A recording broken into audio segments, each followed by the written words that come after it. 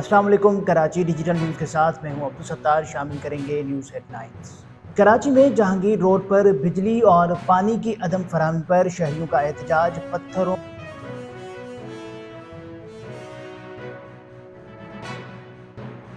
کراچی کے علاقے نانک واڑہ میں بجلی اور پانی کی عدم فراہمی پر شہریوں کا احتجاج، روڈ بلاک کر دیا۔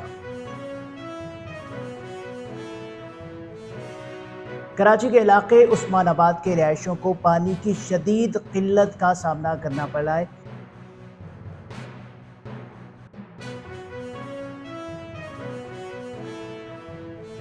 لیویز ہیڈ کوارٹر قلات میں منعقد کی گئی تقریب میں لیویز فورس کے افسران اور جوانوں نے شرکت کی۔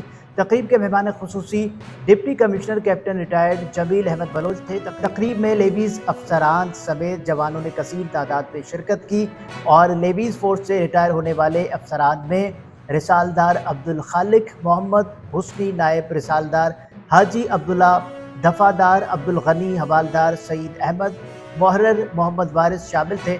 ڈپٹی کمشنر نے ریٹائر ہونے والے افسران کو پھولوں کا ہار پہنایا اور پھولوں کا گلدستہ پیش کیا۔